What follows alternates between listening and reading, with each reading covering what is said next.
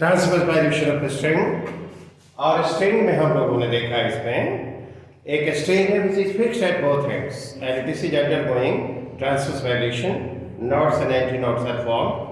ठीक, तो यहाँ पर हम एक प्रॉब्लम बात कर रहे हैं उस पर। देखो ये जो एक स्ट्रिंग है, one end of this string is fixed here और दूसरा जो एंड है passing over a smooth and light pulley. ये पुली कैसा है? Smooth and light. और यहाँ पर एक ब्लॉक हमने अटैच कर दिया है, ठीक है ना, ये एलिमेंट हुआ। और ये देखो ये यहाँ से यहाँ तक इसको कहेंगे this and and this and is fixed, ठीक है। और एक ट्यूनिंग फॉर्क है, ये कहता है कि इसके 10th हार्मोनिक की फ्रीक्वेंसी जो है इस ट्यूनिंग फॉर्क के साथ रेजोनेट कर रही है। कब? when the block is in air।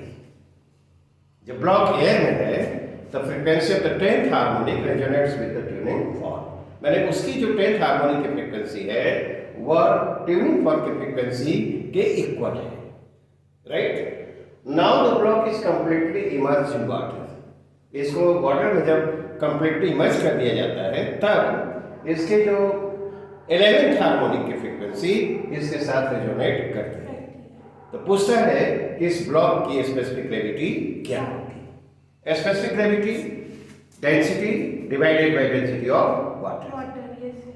ठीक, तो देखो 10th हार्मोनिक की फ्रीक्वेंसी n हुआ, ठीक है ना। 1 बाई यहाँ पर 10 बाई क्या लिखेंगे? 2 और root over t by sigma, ठीक है ना। ये टेंशन है स्ट्रिंग में कब? When the block is in air. ठीक, अच्छा अब ये देखो तो अब 11th हार्मोनिक, तो 11 बाई 2 है।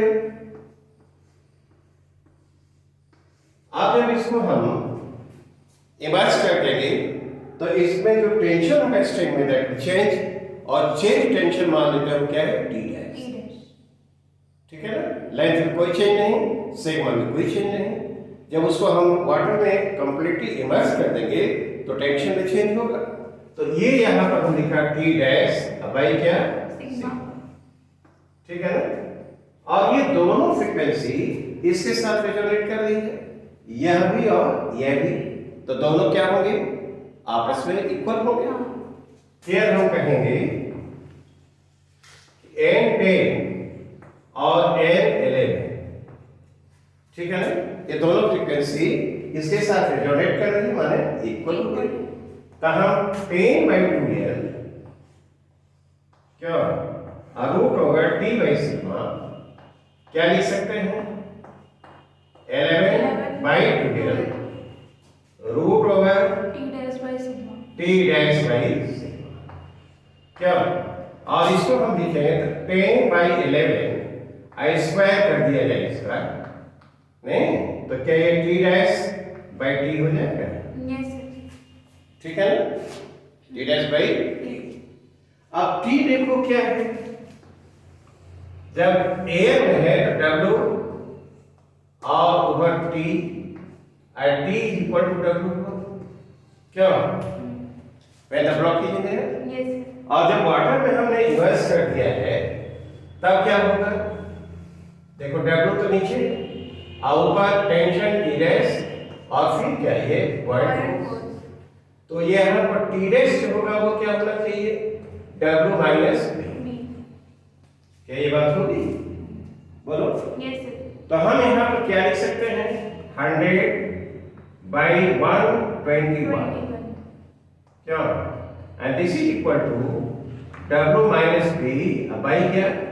डब्ल्यू। यह जो होगा 1 minus B by W, B क्या है? भी रो डब्ल्यू अर्जी, क्यों? Yes sir. डिस्प्लेस्ड वाटर के वेट के बराबर हो गया। Rho W is the density of water और भी रो जी, ठीक है ना। Yes sir. B volume of the block, rho density, जी क्या डब्ल्यू हो गया। तो ये जो आएगा क्या? 1 माइनस रो डब्ल्यू बाई क्या? हो गया कि नहीं होगा? Yes sir. अब देखो तो रो डब्ल्यू बाई रो लिखना होगा तो क्या लिखोगे? 1 माइनस क्या 100/120, तो क्या ये 21/121 होगा? यस नहीं, तो रो बाई रो डब्ल्यू लिखना होगा, तो ये क्या हो जाएगा? 121।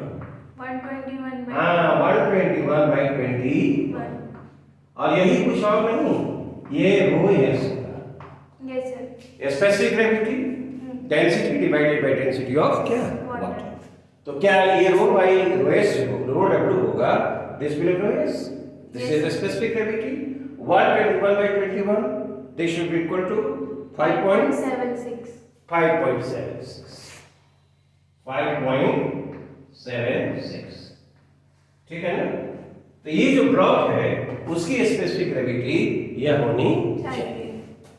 आई think this explanation is clear, ठीक है ना? Now let us consider another problem. Yes, लो देखो, तो ये हम एक अरेंजमेंट यहाँ पर दिखा रहे हैं। यहाँ पर एक ब्लॉक है ये जिसका मास m1 है, और दूसरा ब्लॉक है m2 है, और ये दो स्ट्रिंग्स हैं। स्ट्रिंग्स हम कह दें या A है और ये B और ये क्या है C। This two strings are identical. Identical का मतलब उसका लेंथ सेम है, डायमीटर सेम है, सेम मटेरियल का बने हुए हैं, नहीं, मास और लेंथ सेम है, आइडेंटिकल इन ऑल एस्पेक्ट्स, ठीक है। और यहाँ पर ये ब्लॉक ए अटैच्ड है। एक ट्यूनिंग फॉर्क है जो इस स्ट्रिंग में, अपर स्ट्रिंग में, वो फंडामेंटल फ्रीक्वेंसी एक्साइट करता है, and the same tuning fork excites the frequency of the second harmonic. ये इसको फर्स्ट ओवरटोन भी कहते हैं इन द फर्स्ट स्ट्रिंग। तो आपसे पूछा जा रहा है कि बताइए m1 और m2 का रेशियो क्या होगा, ठीक है ना? तो इसमें हम टेंशन कहते हैं T1 और इसमें टेंशन क्या है T2, ठीक है ना? बताओ T1 क्या होगा? T1 क्या m1 G होना चाहिए, क्या होगा? नहीं, इसके वेट बराबर होगा। और T2 जो होगा वह क्या होगा? अपर स्ट्रिंग में टेंशन m1 प्लस m2 और क्या G, ये होना चाहिए। ये इसमें जो देख रहा है, इसमें कौन सी फ्रीक्वेंसी? Second harmonic. हाँ, सेकंड हार्मोनिक की। और इसमें क्या?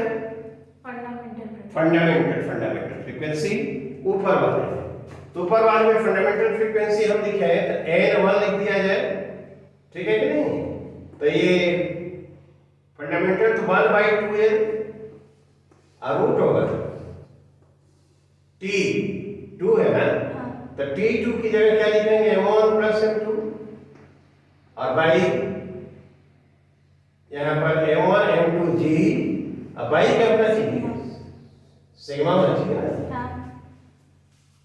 n1 हो गया फंडामेंटल फ्रीक्वेंसी, और इसमें जो फ्रीक्वेंसी है n2 हम लिखते हैं, तो ये इसके लिए क्या लिखेंगे? सेकंड हार्मोनिक की फ्रीक्वेंसी 2/2L क्या? और रूट ओवर m1 G, अब बाई क्या? सिग्मा, ठीक है ना? और ये दोनों जो फ्रीक्वेंसीज एक्साइट की जा रही हैं with the same tuning fork, these two frequencies are, these two frequencies are excited by the same PF tuning fork, ठीक है कि नहीं? इससे क्या होगा कि n1 और n2 जो होगा वो क्या होना चाहिए? इक्वल होना चाहिए। वो तो ट्यूनिंग फॉर्क की फ्रीक्वेंसी के बराबर होगा। तो यदि ऐसा किया जाए तो ये जरा देखते हैं 1/2L क्या और square root of m1 plus m2 और G by sigma should be equal to क्या? 2/2L और root over m1 G by क्या? सिग्मा। कैंसिलेशन करो, कैंसिलेशन और फिर स्क्वायर कर दो, तो M1 प्लस M2 यह क्या होना चाहिए? This should be equal to 4 times M1। नहीं, M2 जो होगा वह क्या हो जाएगा? M2 is equal to 3M1। नहीं, इसलिए M1 बाई M2 क्या होगा? M1 बाई M2 1 बाई 1/3 क्या? M1 M2 का जो रेशियो होगा that should be equal to 1 by 3। Is it clear? तो ये देखना कि एक ही जो ट्यूनिंग फॉर्क है इसमें कौन सी फ्रीक्वेंसी फंडामेंटल फ्रीक्वेंसी एक्साइट कर रहा है और लोअर जो स्ट्रिंग है उसमें कौन सा सेकंड हार्मोनिक का फर्स्ट ओवरटोन भी करते हैं उस फ्रीक्वेंसी को ही कर रहा है। तो इसमें दोनों आइडेंटिकल है तो सिग्मा सेम है एल सेम है, ठीक है कि नहीं? तो बदल क्या रहा है? केवल टेंशन। तो इसमें जो टेंशन होगा इसके वेट के बराबर होगा और इसमें जो टेंशन आएगा दोनों के वेट के बराबर होगा। तो जान ही रहे क्या? तो क्या हम इस तरह से इसको दिखा सकते हैं? आई think this explanation is clear. Now let us consider another problem. Now let us see this problem, ठीक है ना? देखो इसमें हमें ये दिखाया है कि ये दोनों ए बी और सी डी ये तो आइडेंटिकल स्ट्रिंग्स हैं, वायर से राइट, लेंथ सेम है, से मटेरियल के बने हुए हैं, है नहीं? लेंथ सेम है और यार इससे हम लोगों ने यहाँ पर एक रॉड को अटैच कर दिया है। This rod is rigid and light, this rod is rigid and light and its length is L, ठीक? और यहाँ से एक डिस्टेंस पर एक ब्लॉक को हमने सस्पेंड कर दिया है। This is arrangement. एक ट्यूनिंग फॉर्क है जो इस स्ट्रिंग में, लेफ्ट स्ट्रिंग में फंडामेंटल फ्रीक्वेंसी एक्साइट करता है and the same tuning forks excite the frequency of the second harmony in this right string, ठीक है ना? तो हमसे पूछा जा रहा है कि जहां से हमने इस ब्लॉक को सस्पेंड किया है इस एंड बी से उसका डिस्टेंस क्या है, ठीक है ना? तो यहां से डिस्टेंस यदि x माना जाए तो ये जो डिस्टेंस होगा ये वह क्या होगा? l माइनस x होगा। तो हमको जानना है कि x क्या होना चाहिए। We have to find the value of x, l के टर्म में होना चाहिए। This is the problem. देखो इसमें मान लो कि टेंशन T1 है इस स्ट्रिंग में और इसमें टेंशन क्या है? T2। सपोज करो T1 टेंशन, लेफ्ट वाले में T1 और राइट वाले में T2। ये the system is in equilibrium. तो इस रॉड पर कितने फोर्सेस लग रहे हैं? T1 T2 ऊपर के डायरेक्शन में और mg जो होगा नीचे के डायरेक्शन में। जब इक्विलिब्रियम में है तो क्या होना चाहिए? नेट टॉर्क 0 होना चाहिए और नेट फोर्स 0 होना चाहिए, ठीक? तो नेट टॉर्क यदि दिया जाए तो T1 T2 और mg ये हो जाएगा यहाँ पर, ये mg लिखते हैं तो ये w यहाँ पर नीचे ऐड करेगा क्या? नहीं, तो O के अबाउट टॉर्क लिया जाए तो टॉर्क इसका लिया जाए तो T1x का है और फिर इसी के अबाउट इसका लिया जा रहा है W का तो 0 होगा और ये इसका जो होगा उसका क्या होगा? T2 L minus x। आप देखो यह इसको इस तरह से घुमाने की कोशिश करेगा तो एक टॉर्क का डायरेक्शन क्या होगा? क्लॉकवाइज। इसका क्या होगा? Anti clockwise. तो क्लॉकवाइज डायरेक्शन को पॉजिटिव, एंटी क्लॉकवाइज को क्या कहेंगे? माइनस करते हैं, ठीक है ना? तो T1 x and this is equal to T2 और क्या L माइनस x। क्या एक इक्वेशन आ जाएगा ये? Yes sir. ठीक है ना? एक इक्वेशन होना चाहिए। अब जरा देखते हैं ये यही TF ट्यूनिंग फॉर्क इस पे फंडामेंटल फ्रीक्वेंसी एक्साइट कर रहा है। तो फंडामेंटल फ्रीक्वेंसी कितनी? 1/2L और root over T by sigma। तो T है इसमें T1 बाई सिग्मा होगा। Yes sir. क्यों? और इसमें कौन सी फ्रीक्वेंसी? Second harmonic. हाँ तो 2/2L यस सर। और root over T2 by sigma। T2 by sigma. कैसा होना चाहिए? And these two frequencies are excited by the same instrument. Tuning हो गई है, that is तो क्या ये इक्वल हो गया? Yes sir. ठीक है ना? दोनों तरफ स्क्वायर कर दो, जो कैंसिलेशन हो रहा है, तो T1 should be equal to 4T2। क्या क्या ये दूसरा एक रिलेशन मिल गया? हुआ कि नहीं हुआ? Yes sir. T1 T2 का रिलेशन हो गया, तो T1 should be equal to 4 times T2। इस T1 और इसको एलिमिनेट करना है तो यहाँ पर रख दो, देन हम लोग को क्या मिलेगा? 4T2 x and this is equal to T2 और बोलो L minus x। क्या ये कैंसिल हो गया? नहीं, तो यहाँ पर क्या होगा? 5x is equal to L आ जाएगा, तो x जो होगा वो क्या होगा? L by 5। क्या? This should be the answer। ठीक है कि नहीं? ये जो ब्लॉक हमने सस्पेंड किया है वह इस एंड से कितने डिस्टेंस पर? L by 5। L क्या है? This is the length of the rod. यहाँ पर दिया हुआ है रॉड का कोई वेट नहीं, दैट इज मासलेस, और कोई लाइट है तो उसका वेट को हमें कंसीडर नहीं करना है। ऐसा भी प्रॉब्लम होगा जिसमें होगा तो उस पर हम बात करेंगे। क्या ये क्लियर है? आई think this explanation is clear, right? Now let us consider another problem. Now let us consider this problem. एक यूनिफॉर्म स्ट्रिंग है और that is fixed at both ends, ठीक है ना? और यह ऑसिलेट कर रहा है और oscillation is in fundamental mode. The string is oscillating in a single loop, ठीक है ना? तो इस एंड पर क्या होगा? नोट होगा, और यहाँ पर क्या होगा? डी नोट होगा, और यहाँ पर क्या होगा? मिडिल पॉइंट डी नोट होगा। इसके लिए जो एम्पलीट्यूड होगा वो मैक्सिमम होगा, और एम्पलीट्यूड जो दिया हुआ है मैक्सिमम ओ पर, मिड पॉइंट पर जो एम्पलीट्यूड है वह क्या है? That is a, that is a. क्या बोल रहे थे? String is uniform. हाँ, इसमें कह रहे थे कि टेंशन टी है और ये बोथ एंड्स आर फिक्स्ड, और यहाँ पर ऑसिलेट करता है। मिडिल पॉइंट का जो एम्पलीट्यूड है वो ए। तो हर पॉइंट के लिए इसके लिए जो उसके पार्ट्स होंगे उसके लिए डिफरेंट एम्पलीट्यूड होगा। क्या? और यहाँ ये कह रहे थे कि ये जो फंडामेंटल मोड का मतलब this is oscillating in single loop, ठीक है ना? जैसा हमने दिखाया है, और length of the string is L।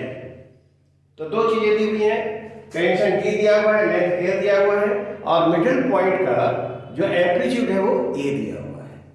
तो क्या पूछ रहा है इसमें? पूछ रहा है we have to find the total energy stored in the string. Yes sir. Total energy, kinetic energy plus potential energy.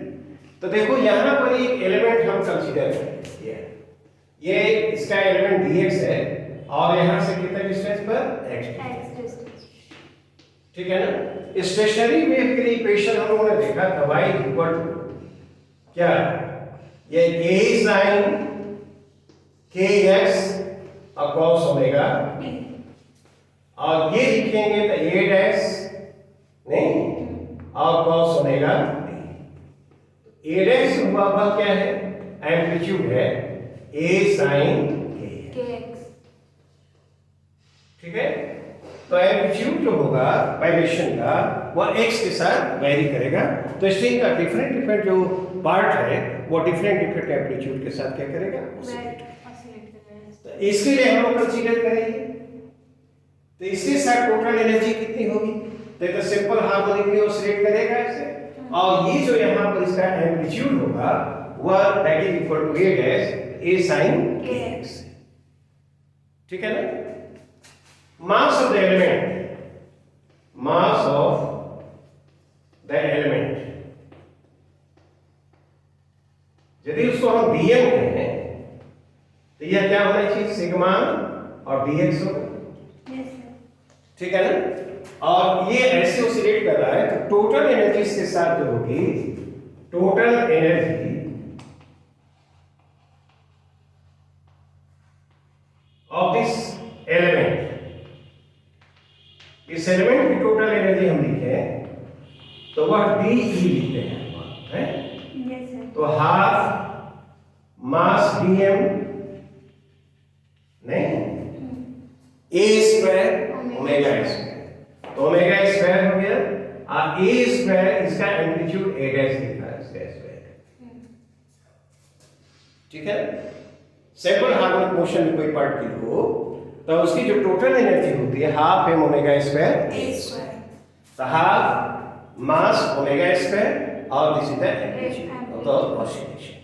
तो उस एलिमेंट के लिए हमने लिखा है, तो ये बताओ यहां पर हाफ लिख दिया इसको, Tn के लिए सिग्मा dx लिख दिया, क्यों नहीं, ओमेगा स्क्वायर पर और a डैश क्या है a स्क्वायर और साइन स्क्वायर और ये क्या है kx। ठीक, ये देखो ये हुआ total energy of the element क्या d, ये dx। ठीक है ना। अब ई का मॉड जरा देखा जाए, ये बताओ तो यहाँ पर नॉट का फॉर्मेशन है at the fixed end there is always क्या नॉट, तो नॉट और दो कंसेक्यूटिव नॉट्स के बीच का सेपरेशन क्या होगा लैम्डा बाय 2। तो यहाँ पर l जो हुआ वह क्या लैम्डा बाय 2 होगा।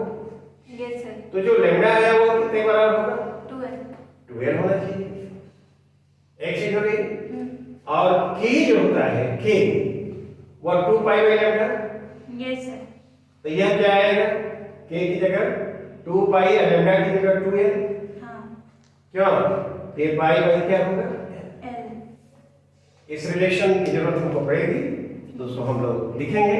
तो यहाँ पर लिख लेते हैं, ये कितने बराबर हो गया half sigma dx omega square a square, क्यों और साइन स्क्वायर, ठीक है ना, और k की जगह पाई बाई l, तो पाई x बाई l हो गया, पाई x by l। This is the total energy with the element dx। ठीक है ना। तो टोटल स्ट्रिंग के साथ एनर्जी है हमको निकालना है, तो क्या करेंगे टोटल एनर्जी क्या we have to find the total energy stored in the string. तो इसको इंटीग्रेट कर देते हैं।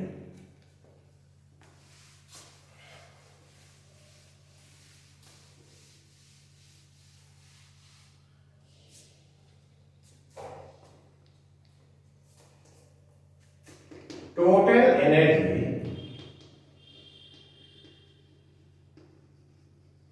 ऑफ द स्ट्रिंग डिवाइडेड करना है, E is equal to integrate किया जाए तो हाफ लिखे sigma omega square a square, क्यों और integration sine square pi x by L और क्या है नहीं, वेरिएबल एक्स कहां से वेरी करेगा 0 से, कैसा होगा, तो यहां पर 1/4 कर देते हैं sigma omega square A square, नहीं आई इंटीग्रेशन 0 से एल, ये क्या होगा 2 sine square x pi x by L और dx, क्यों नहीं, तो 1 माइनस लिख देंगे उसको 2 sine square theta equal to 1 minus cos 2 theta. तो ये इसको लिखा जाए तो 1/4 होगा sigma omega square a square और इंटीग्रेशन 0 से l 1 माइनस क्यों नहीं cos और 2 पाई x बाई l आइए dx ऐसा होना चाहिए। इसको दो पार्ट में ऐसे करके 1/4 हो गए sigma omega square a square, क्या आई इंटीग्रेशन 0 से l आइए dx होगा माइनस ये 1/4 sigma omega square a square I integration 0 से l और cos 2 pi x by l और dx, और ये जो टर्म है इसका इंटीग्रेशन क्या होगा 0 नहीं, इसका इंटीग्रेशन 0 तो क्या ये बच गया, इसका क्या होगा, एल होगा। तो ये जो टोटल एनर्जी ये होनी चाहिए that should equal to 1/4 sigma क्या ओमेगा स्क्वायर ए स्क्वायर और क्या बोलो एल। ठीक है। अब इसमें हम लोगों को मालूम क्या है, टेंशन मालूम है, ए मालूम है, एल मालूम है, ओमेगा तो मालूम नहीं है, सिग्मा मालूम नहीं है।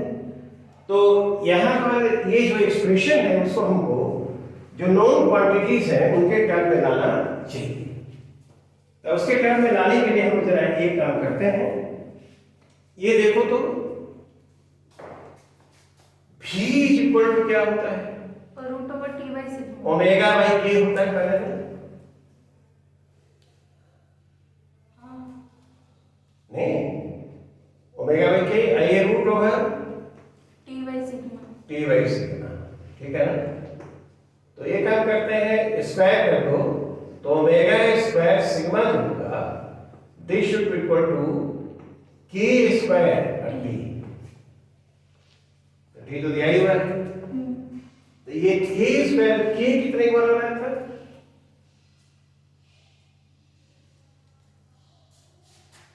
यहां ये k equal to 2 pi by lambda, और लैम्डा इक्वल टू 2 ईयर नहीं, ये 2 था। तो की जो था पाई बाई एल होना चाहिए, क्या की जो होगा वो पाई बाई एल, तो पाई स्क्वायर बाई क्या एल स्क्वायर आई ठीक होगा। ओमेगा स्क्वायर सिग्मा जो होगा, omega square sigma that should be equal to pi square by L square और टी। ठीक है ना। देन इसमें टोटल एनर्जी जो आएगी, टोटल एनर्जी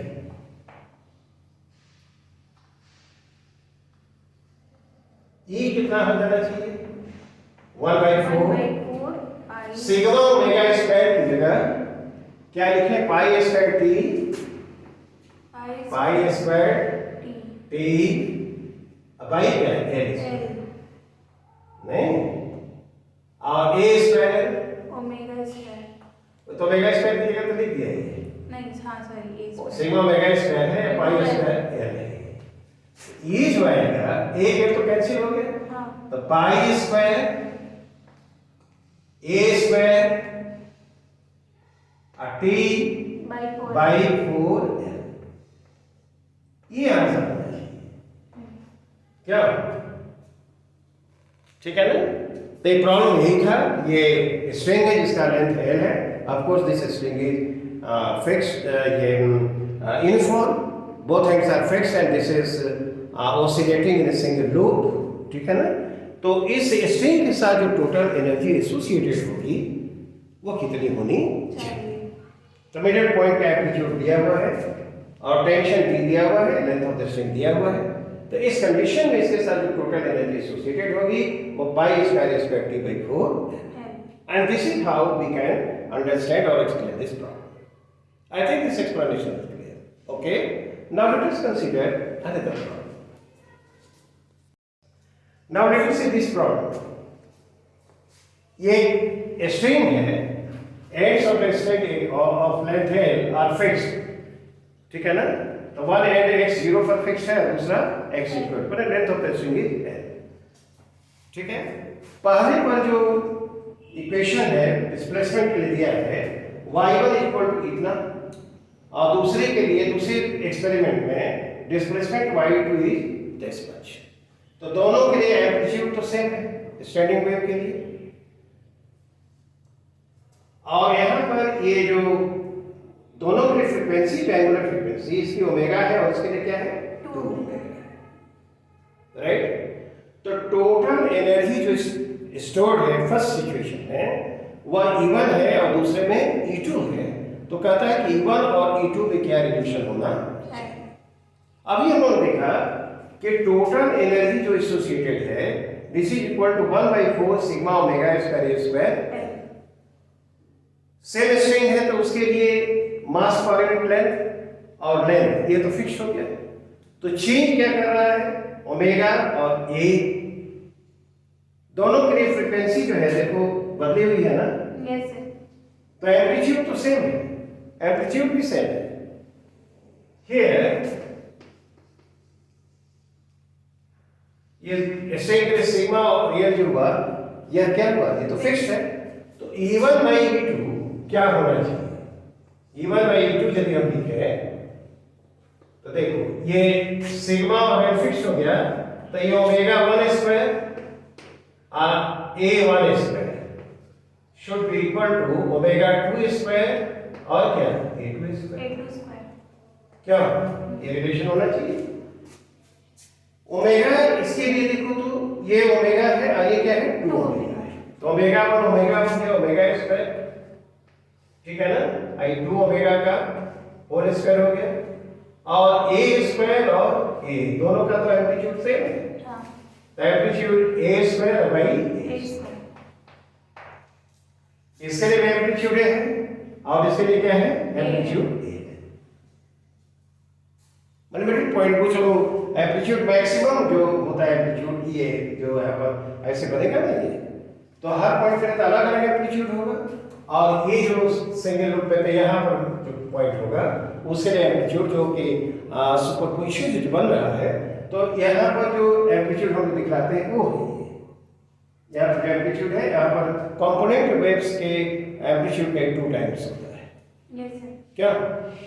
तो ये जो एम्पलीट्यूड है ये, तो यह ये है, इसके लिए भी ये है, तो A1 भी कैपिटल है और A2 भी कैपिटल है, तो ये तो सेम हो गया, तो ये कितना बन गया ये 1/4 है, यस सर। क्या? हाँ। तो हम E1 क्या लिख सकते हैं, E1 equal to 4 times E2 है क्या? हाँ। नहीं, E1 E2 में जो रिलेशन होगा यह होना चाहिए, ये एक्सप्रेशन हम लोग को याद होना चाहिए।